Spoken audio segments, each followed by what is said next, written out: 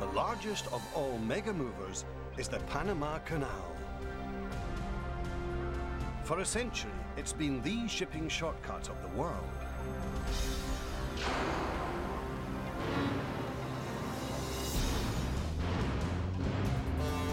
But this 19th century marvel has struggled to keep up with 21st century demand. There are now more ships than ever on the high seas, and if the canal can't push them through, they'll take their business elsewhere.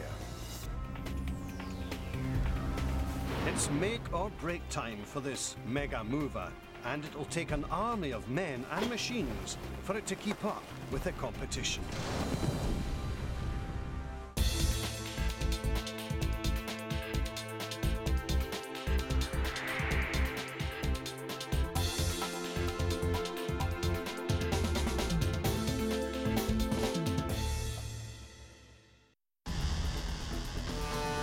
Ships the size of skyscrapers can haul massive loads and often face tight deadlines. And they're jam-packed in one of the world's busiest waterways, the Panama Canal. Nearly 200 million tons of goods, from food to electronics to fuel, cross this narrow waterway each year. Sliced through Central America, the canal links the Atlantic and Pacific Oceans. Instead of a 4-week trek around South America, it allows vessels to cut across in 10 hours. But that's not all. This engineering marvel also does something incredible. It lifts ships 25 meters up and over a mountain range. The man-made passage is a massive mega mover, powered by an ingenious lock system and a team of mighty machines. Stretching for 80 kilometers, it boosts ships nearly 8 stories up and across an entire country. 2 lanes, each made up of 3 narrow lock chambers, lift or lower ships on each side. In between the locks, vessels must tackle sprawling Gatun Lake and the snake-like Gaylord Cut. But the canal is more than a shortcut. It's also a business. And these ships are customers, paying up to $250,000 US for one-day transit. Now the aging canal is facing its biggest challenge in a century, keeping up with modern-day demand. The number of ships using it has skyrocketed from 1,000 a year in 1914 to 14,000 today. Delays and congestion are common, so more and more ships are turning to the competition, the Suez Canal in Egypt. This wider, deeper waterway can handle more traffic and larger ships. If Panama wants to keep pace with its competitor, it'll have to push through more ships than ever before. 2 giant vessels are speeding towards it from opposite directions, and both will push the canal's machines to their limits. The southbound container ship, the Métis Maersk, is heading from the east coast of the United States to the Far East, and she's anxious to be on her way. Stretching 300 meters long and 30 across, she's classified as a Panamax, the largest ship the canal can handle.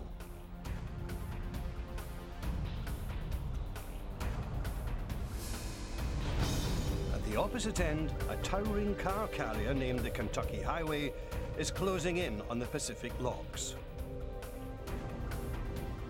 This northbound ship is delivering vehicles from Japan to the southern United States.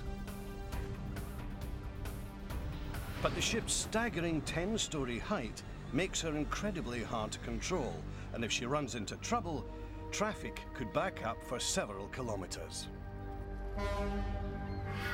As if that weren't enough, the canal is also up against another challenge, one it hasn't faced in 15 years. At sunset, workers must replace a 4-story, 400-ton gate at the Atlantic locks. It's a job for the floating crane, Titan. But to install the gate, Titan will have to block an entire lane, cutting traffic flow in half. The canal can't spare more than 4 hours for the operation. But workers can't turn their attention to the gate just yet. The Metty Maersk is heading straight for them, barreling down on the Atlantic locks. With containers stacked 6 high and 13 wide, she weighs 56,000 tons. She's a monster, even for the canal's champion powerlifter, the Triple Locks. Each of the 3 lock chambers stretches 300 meters, nearly long enough for the Eiffel Tower to lie flat. Some locks are so high that 6 lorries could sit on top of each other, and a single chamber can pack in nearly 3,000 buses.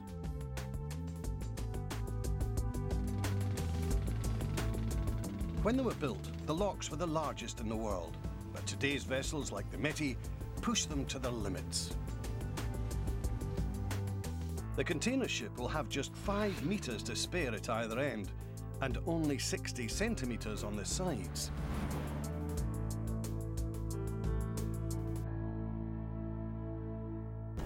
She can't make it through alone because she'd risk hitting the lock walls and crumpling her hull, or slamming into the gates, causing costly damage. So the canal calls in a team of men and machines to position the Metty perfectly. At 6 a.m, the canal's elite pilots take the helm. They have to train for 8 years before they can navigate this tricky waterway. Captain, how are you? Welcome to the Panama Canal. Yep, thank you, sir. Captain Eric Christensen has successfully steered this container ship 16,000 kilometers from Hong Kong. Chief mate. But even the most experienced captain must relinquish control here. Okay, Roger. The Metty is too big for just one pilot. She needs 3. Stationed on the wing, bridge and bow, the pilots can't take their eyes off any part of her even for a second.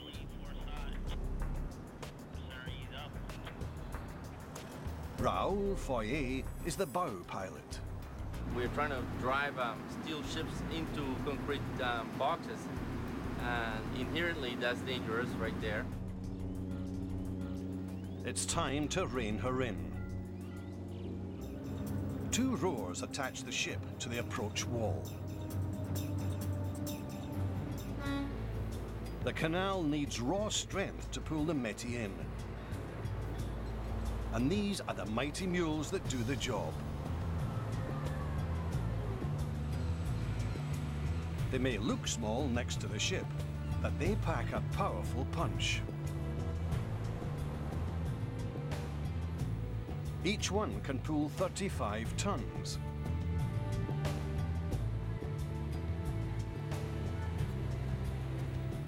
But at 56,000 tons, the Metty's so heavy that 8 mules strain to pull her forward without smashing the sides.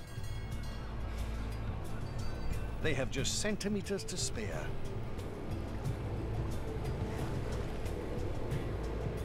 The bow pilot orders the mules to tighten or loosen their cables to control the ship's speed.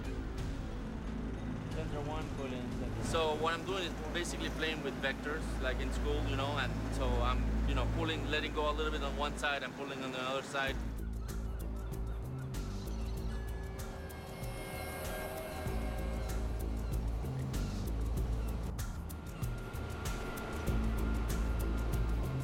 Finally, she's in. It's time for the locks to show their strength. Down below, the lock floor erupts. 100 valves blast open and water explodes out. 98 million litres shoot from the upper lock to the lower one without the help of pumps. It's gravity that creates this awesome force, an amazing feat in a system that's 100 years old. After one more boost, the Métis clears the first hurdle. Our pilots can relax for a moment. But trouble is looming 80 kilometers away. The Canal is about to take on the northbound car carrier, the Kentucky Highway, a ship even trickier than the Métis Maersk. The Canal's machines must perform perfectly or they'll lose control of her.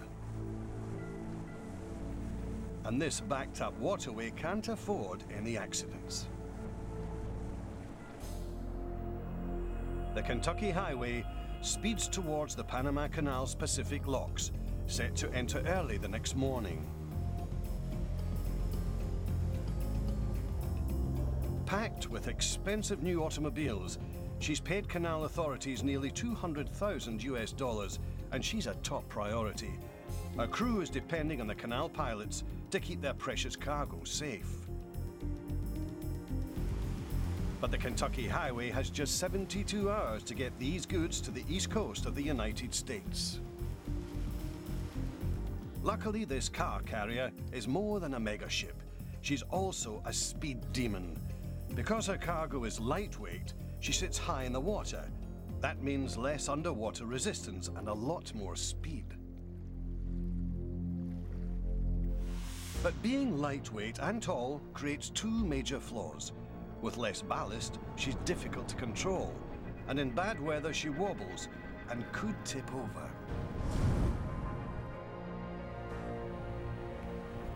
Before sunrise, the Kentucky Highway pulls towards the Pacific locks. This approach is as hard as landing a jet on an aircraft carrier. The Canal's crews and mighty machines are ready and waiting. But one of the ship's trademark flaws rears its ugly head. The Canal's machines lose control, and the ship slams into the wall.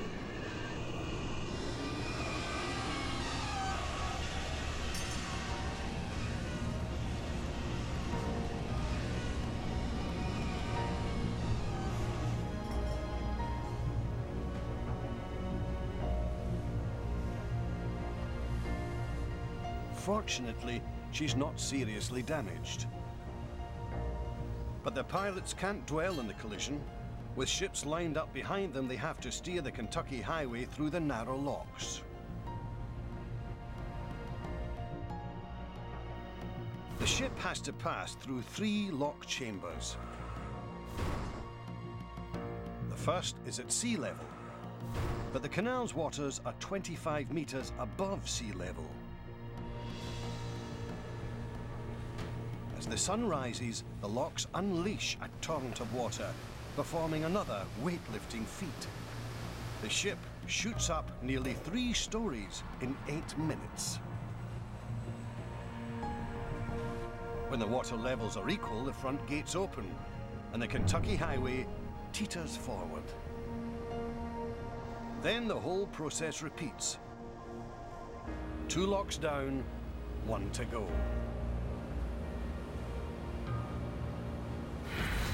The Canal has to deal with a different challenge at the Atlantic locks.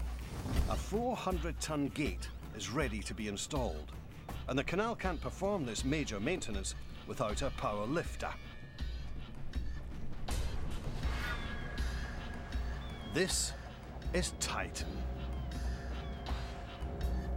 Standing 23 stories high, it's a floating crane on a tight schedule. Gate installation used to take 10 hours, but tonight, Titan will attempt it in 4. Even that briefer hold-up will prevent 6 ships from transiting and cost the Canal more than $300,000. The operation won't be easy. Titan has to connect the gate in 2 places. The first is underwater where the gate pivots, and the second is above water on a narrow hinge. And each gate is enormous, standing an average of 6 stories high and weighing as much as 3 747s. Before Titan can get started above water, the canal's divers need to make sure everything's ready below the surface. The head diver takes the plunge. His sidekick, a motorized diving camera, is lowered in after him. With other divers watching from above, the head diver checks the lock wall. It has to be in perfect condition for the gate to be watertight. Then he goes down to the very bottom to make sure the underwater pivot point, called the pintle ball, is clear. Any rocks or debris could block installation. Everything's set. The divers are done for the day. But the motorized camera remains on site, just in case.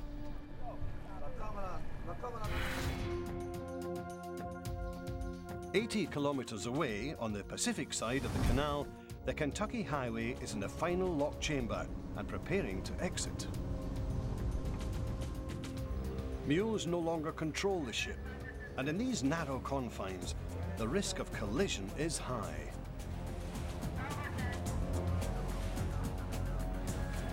As the pilot pulls away, both he and the captain realize they have a serious problem.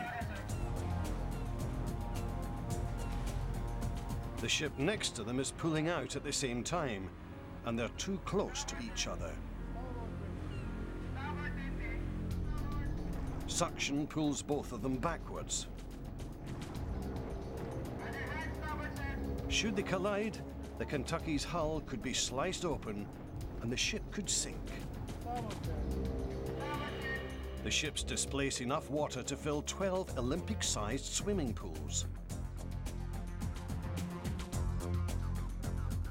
And they leave a sort of footprint in their wake. When the ships accelerate, water rushes into these footprints, creating backward suction that can overpower forward-thrusting engines. The bow of the other ship is now on a crash course with the Kentucky Highway's stern.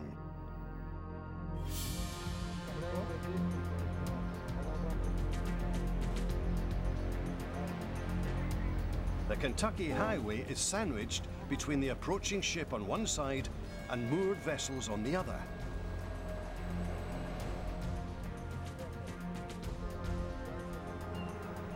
And to make matters worse, tugs are on the outside of both ships and in no position to help. The other ship tries to slow down, but her bow only turns harder towards the Kentucky. The Kentucky's pilot gives the order to thrust forwards.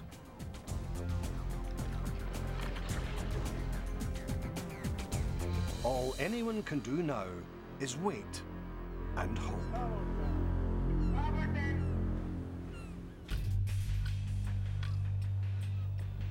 There's only one place in the entire Panama Canal where giant ships meet head to head: Gatun Lake.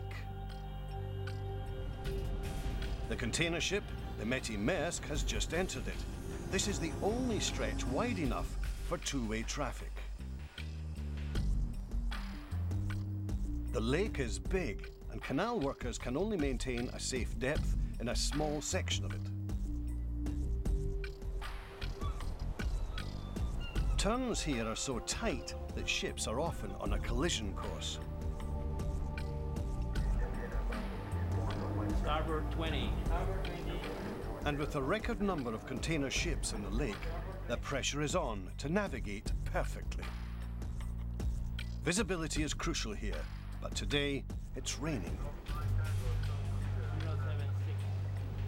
The rainy season lasts a solid 8 months in Panama, and along with torrential downpours, it can also bring dense fog, a pilot's worst nightmare. Any day, anything can happen here. It's very difficult to predict the weather here in Panama. And there's another problem. The pilot's view is blocked. The Métis is so long and stacked so high that all he can see in front of him is ship.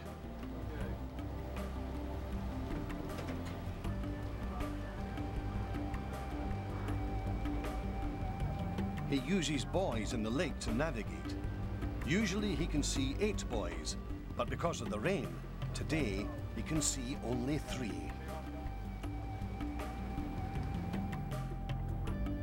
When we cannot see the buoys, then we are in trouble. You don't feel like you know where you are, even with the radar. It's kind of scary. So the Panama Canal has equipped its navigators with high-tech tools. Specialized laptops, outfitted with GPS and maritime databases, pinpoint the pilot's vessel and other ships in the canal. Right now, his tools tell him that another vessel is dead ahead. In other waters, the crew would never navigate this close to another ship. The risk of collision would be too high. With the gap between the ships closing fast, the pilot must multitask at every moment. We have to be listening to the radio to see what's happening ahead. If the visibility is reducing or is increasing or if the times are changing, we have to be listening to the radio all the time and be aware of the weather. Midships, steady. Steady. What's your rating now? 126. 128. 128. He never knows when disaster could strike.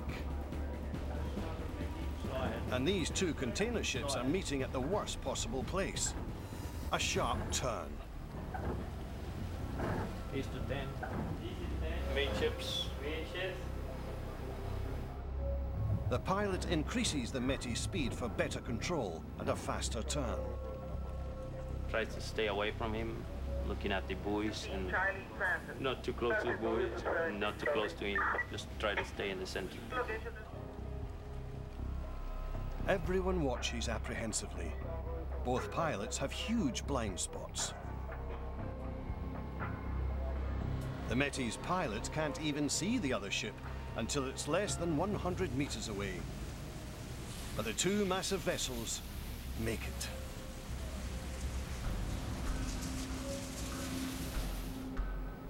But the crew can't breathe a sigh of relief yet, because the rain is getting worse.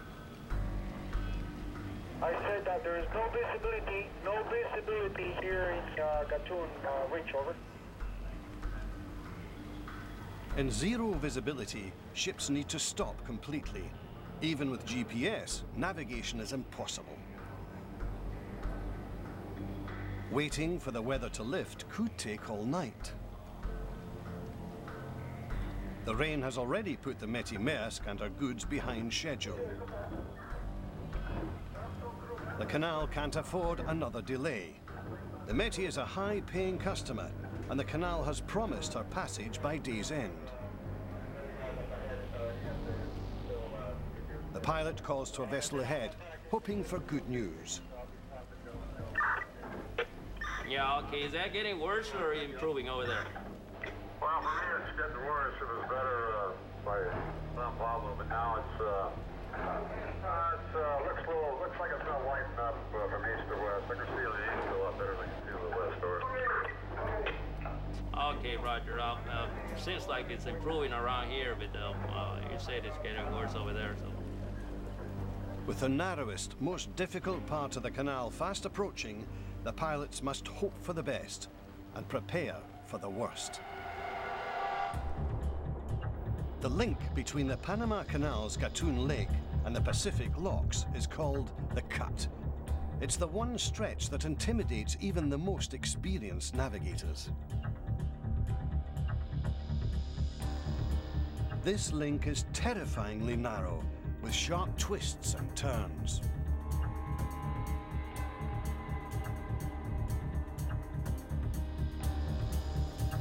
The sides and base are solid rock, and one wrong move could slice a ship's hull straight open. That's what happened to this bulk carrier in 2001. It scraped bottom and the hull flooded, partially sinking the ship. Blasted directly through the continental divide, the cut sits on 2 tectonic plates, and constant geologic activity has created especially unstable rock. As a result, several 100 million tons of soil above ground tumble into the cut every year. The only way to keep the passage clear is with the world's biggest underwater earth movers. This demolition duo is made up of Baru, one of the newest, most powerful drill barges on the planet, and the Christiansen, the biggest dipper dredge boat in the world. Together, they've moved more dirt than the original workers did to build the canal.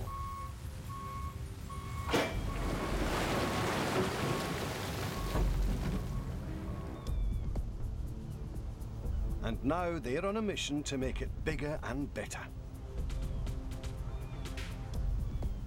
Between them, they'll prepare the canal for the next generation of super ships. Container ships like the Savannah Express are 30 meters longer than the Métis Maersk and almost 10 meters wider, and vessels are getting bigger. There are more orders for post-Panamax, the larger size, the ones that cannot fit through the canal. Those are the ones that are in order, and so if we don't follow along with those trends, we're going to be left behind. Panama is already losing customers to the Suez Canal, the only other shortcut between Asia and the US East Coast. That route takes longer, but the Suez is bigger and, by some accounts, cheaper.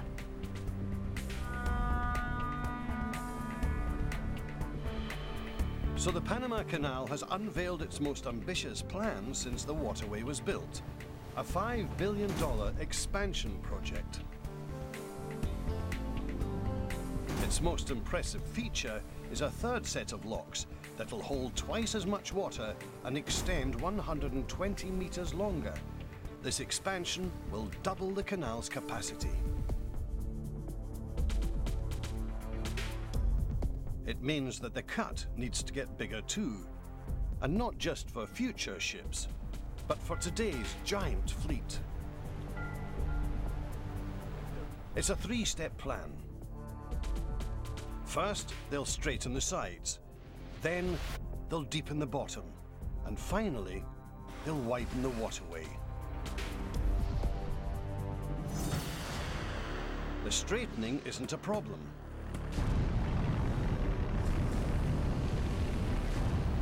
Land-based crews obliterate the cut sides with explosives.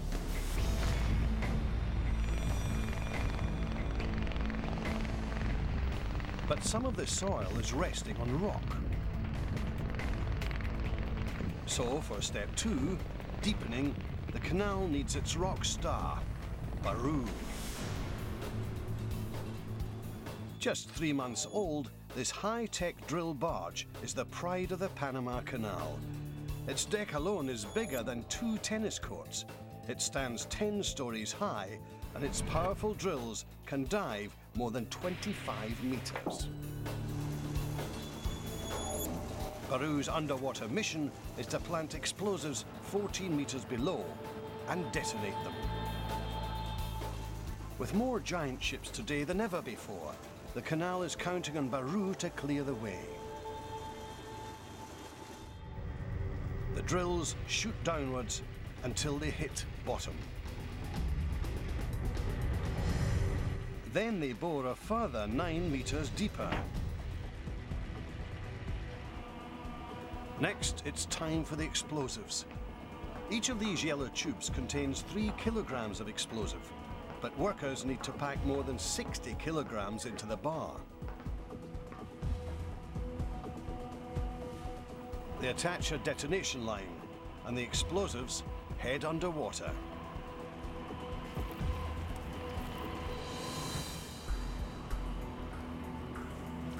A styrofoam block marks each explosive hole. For today's massive blast, there are 40 holes packed with a total of 1,500 kilograms of explosive.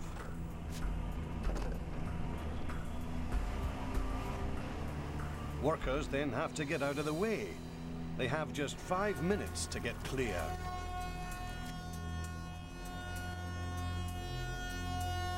They need to do the blast between transiting ships. If a boat is within 600 meters, it could be hit by flying rock. The countdown begins.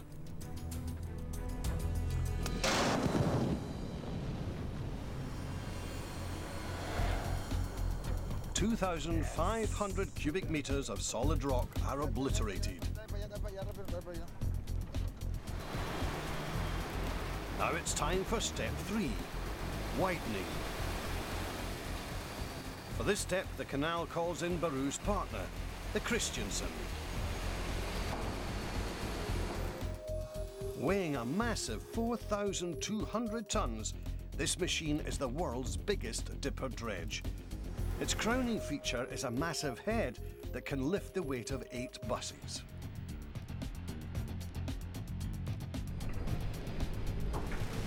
It works non-stop to deepen the cut, continuing a century's worth of dredging.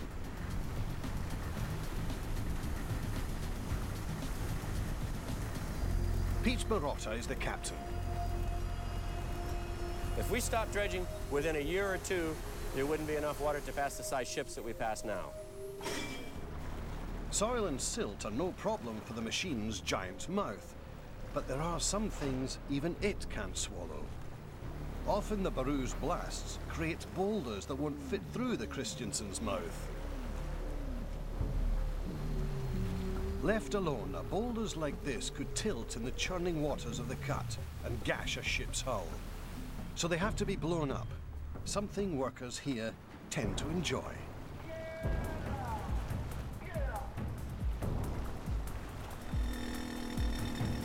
The claw holds the boulder steady, and workers drill straight into its center.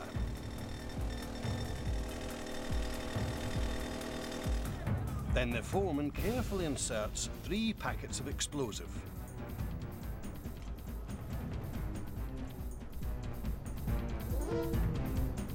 The boulder is lowered just below the water's surface for detonation.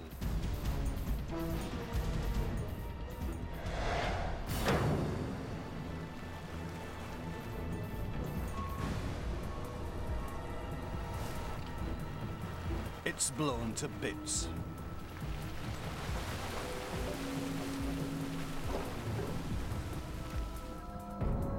The cut is ready for the Kentucky Highway. But back at the Pacific Locks, the Kentucky Highway isn't ready for the cut. The car carrier is on a collision course with another ship.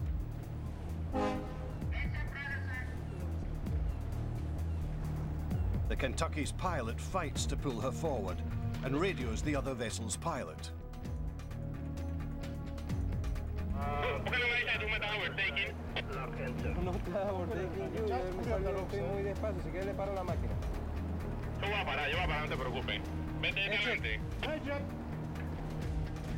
The other ship stops, and finally the Kentucky stern clears.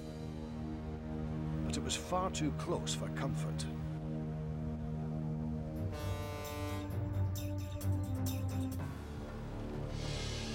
In the Panama Canal's Gatun Lake, the rain is still coming down, drastically reducing visibility.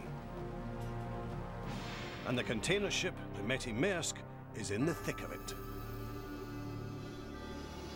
The head pilot has been on duty for 8 stressful hours. Now he must hand over control to the final pilot. GPS shows that the Metty must cross paths with 1 more container ship before entering the cut.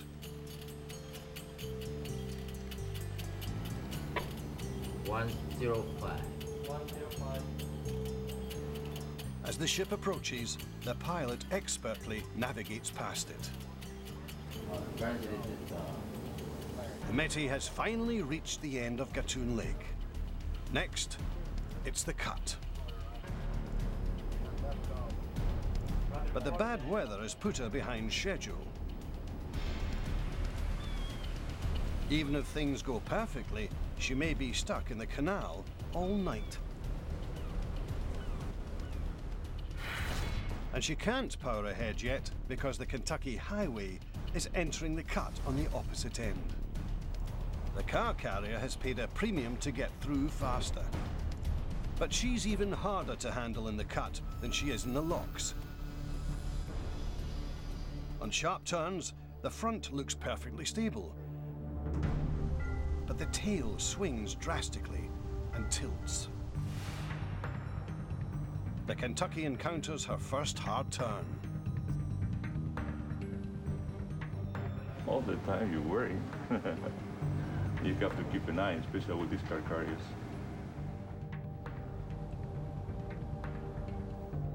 Javi Bergozo has been a canal pilot for 16 years. His orders will make or break the ship's passage.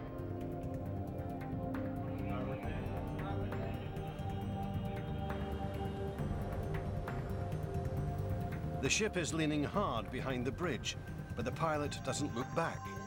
He needs to concentrate on the route ahead and rely on instinct to steer the stern. The Kentucky Highway clears the first turn, and then 3 more. At the end of the cut, she faces one final test. She has to squeeze past the demolition duo just 45 meters away. She sails past safely. This is where the cut ends and the lake begins. But half of the canal still lies ahead of the ship, and daylight is fading fast.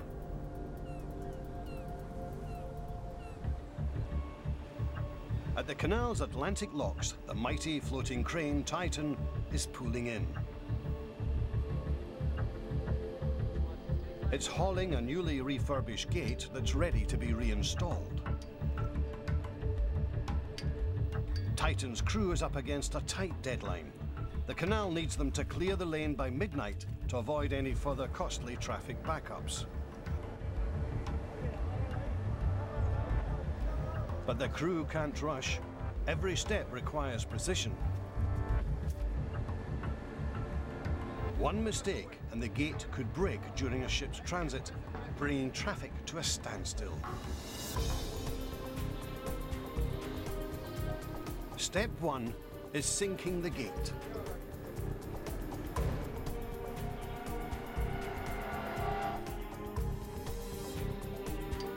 Next, Titan has to balance the gate on the pintle ball, the bottom pivot point. Titan's powerful hydraulic lifts push the gate forward.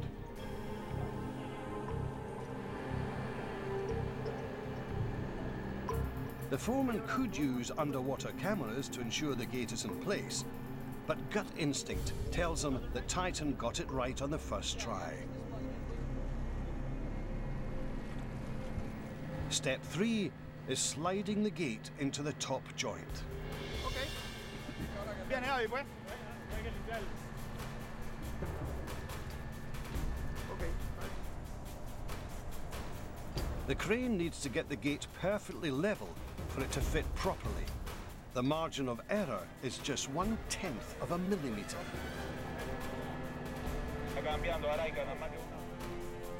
Leveling something this huge is no easy task.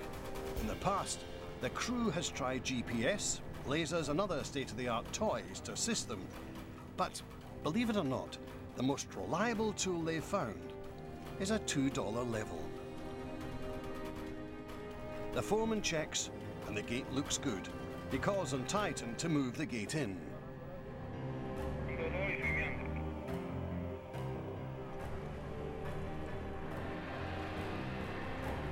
The first attempt doesn't quite succeed.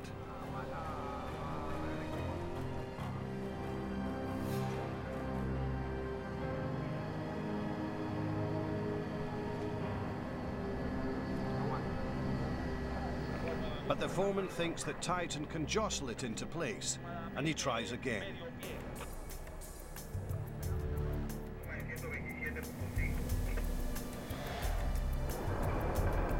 Suddenly, he tells Titan to stop. The crane barely brushed the gate against the lock wall, but it was enough to crumble concrete.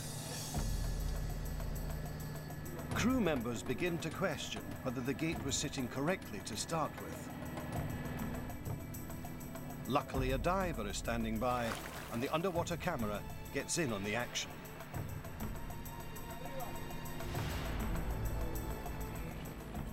It shows that Titan did get it right. The gate is on the pintle ball. But there's also bad news. The brush with cement broke part of the wall away, and that piece is now sitting where the gate will eventually rest.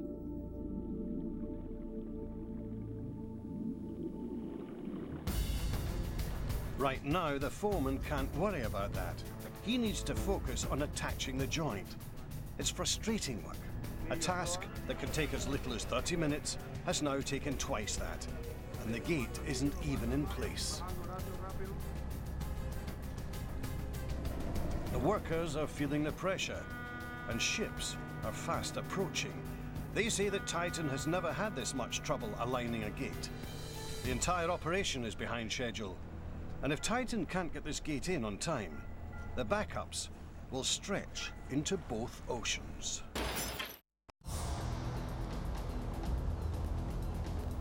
In the Panama Canal's infamous Gaylord Cut, the Métis Maersk gets a pleasant surprise. The rain has finally stopped. But rough weather has put this container ship behind schedule, and there's nothing the pilot can do to make up time. The only safe speed here is an agonizing 15 kilometers an hour. He takes turns cautiously, mindful of the rocky bottom that could gash the ship's hull. But the demolition duo did their job well, and the Métis proceeds without a single scrape.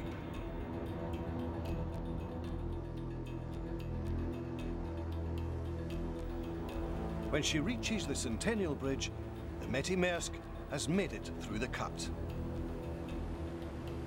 The Pacific locks are up next. The sun is setting, and it's dangerous for the Métis to attempt the locks in the dark. But Canal authorities decide they have to push the ship through because ports around the world are relying on her. The sun has already set at the Atlantic locks as Titan and its crew struggle to install the massive gate. Their 4-hour deadline has come and gone. Ships are now just minutes away, and tonight's transits depend on them. The 23-story crane lines up the joint holes to insert a pin. Then, once they're aligned, it has to hold the gate perfectly still.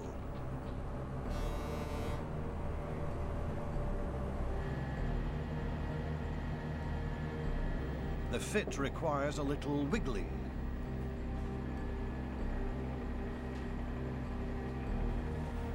The pin goes in, part of the way.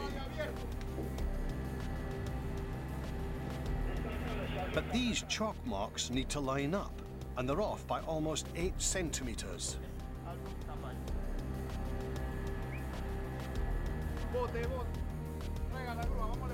The workers need to rotate the 225-kilogram pin. They use a low-tech method to do this.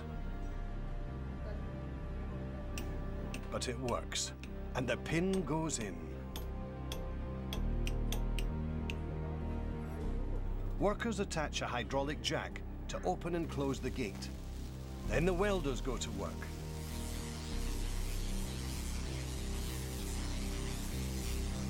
After a grueling 4.5 hours, the 400-ton gate is set. Now it's time to see if it can stand on its own. Titan's claw releases, and the gate remains standing and secure.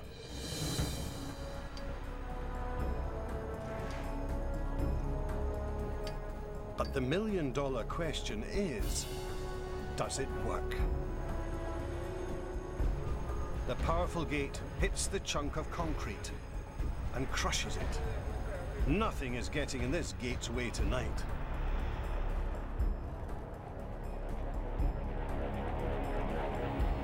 Titan takes a bow and exits.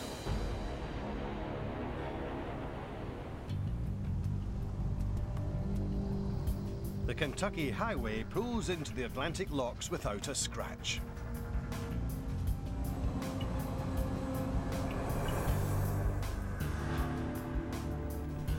Two more steps down, through one final set of gates, and she's back in open water, heading towards her final destination.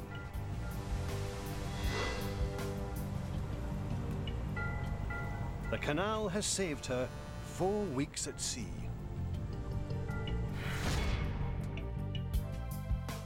At the Pacific locks, the Métis makes her final exit, giving canal workers something big to celebrate. Their team of mega machines has pulled through nearly twice as many container ships as they ever have before. It's one for the record books, and 3 more success stories for a 19th century canal, working tirelessly to keep up with 21st century demands. Another fleet of mega ships will descend on her tomorrow, and when it does, the canal's team of mighty machines will be ready and waiting.